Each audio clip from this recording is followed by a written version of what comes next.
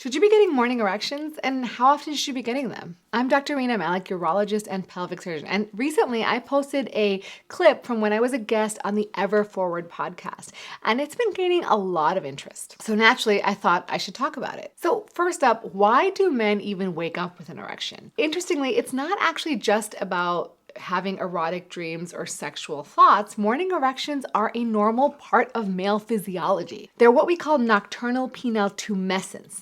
And they mostly happen during a specific stage of sleep called REM sleep, which is when you dream the most. And now REM sleep typically occurs in the early morning hours. And that's why typically men wake up with an erection, usually when they wake up or right after REM sleep. Now, most of you can remember probably when you were teenagers, or if you are a teenager watching, that you often wake up with your sheet tinted with morning wood. But what is normal after being a teenager? Interestingly, this has been studied for quite some time. The first study was in 1975, and researchers brought in 125 healthy boys and men from either 3 years of age to 79 years of age in a sleep lab. They hooked them up to machines that specifically measured brainwaves, eye movements, and changes in penile size while they slept. And each person had to spend 3 nights in the lab. And in order to really get accurate results, they tried to focus on the middle night to get the most accurate data. They only included guys that had no sleep problems, no issues with erections, or weren't taking any drugs that could affect the results. Based on this, they were able to identify baseline data for normal, healthy individuals, meaning guys who don't have any problems otherwise. So from childhood, meaning ages 3 to 9, erections during sleep start happening already, and they're pretty consistent. When you got to be a preteen to teenager, this is the peak, so to speak. Erections are the most frequent and last the longest during sleep. Now, the average length that you'll have an erection episode during REM sleep in the early teens is about 40 minutes. And that means if you look at all the numbers of times this happens, it's about 40% of entire sleep time is when you're going to have erections overnight. Now, after puberty, the average time with erections during sleep starts decreasing and levels up at about 20% of total sleep time, which is about 1.5 hours per night, with the average length of an erection lasting about 30 minutes.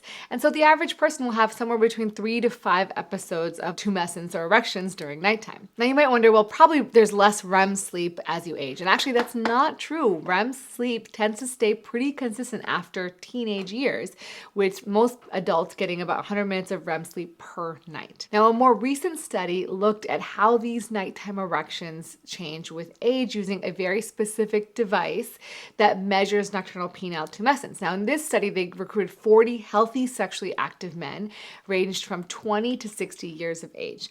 None of them had issues with sexual dysfunction, sleep problems, or again, used any medications that would affect sexual function. They each spent a night in a hospital room where, again, this device measured their erections. Again, this study, even though it was more recent, noticed that erections occurred in every single age group, no matter how old they were. However, the amount of blood flow to those erections decreased. So men in their 20s had an average increase of blood flow to 268% of normal. And when you were about 50, you got about 200% of normal. So they were still getting good blood flow, just not as much. And the number of times they had erections and the length of time that they had erections didn't change. The average number of erections they had was a little less than 4, so 3.78. And the average duration of the best or longest erection was 31 minutes. Now, other studies since the 70s have replicated these results in other healthy men. So what does this really mean?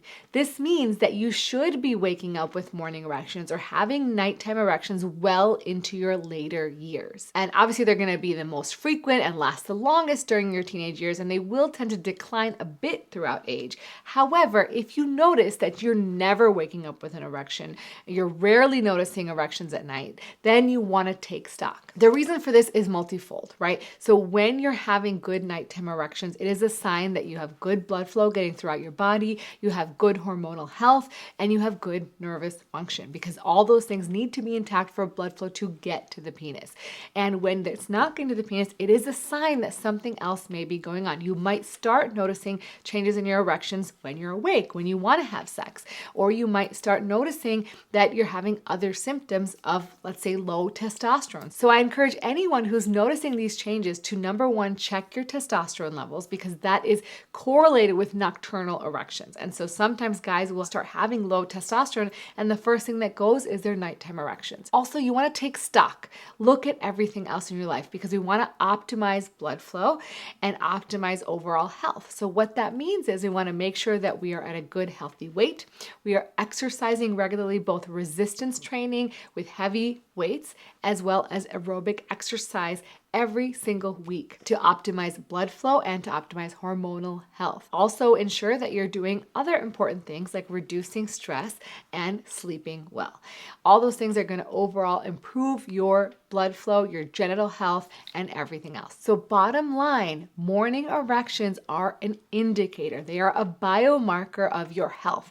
And if they are declining, it is a signal for you to take stock and look at what you can do to improve your overall health. And bonus, it's a great way to identify issues before they become a problem, like before you start having erectile dysfunction or other issues. So take it as your body's way of telling you what's going on. If you guys are enjoying this content, I think you guys are gonna love my newsletter. Each week I have a men's urology and women's urology section in the newsletter where I share new research that is appropriate for both men and women. We also answer a single newsletter subscriber's question every week, and I share with you what's going on and what's new with me. So if you want to keep up with that, make sure to sign up today, and it's completely free. And as always, remember to take care of yourself because you're worth it.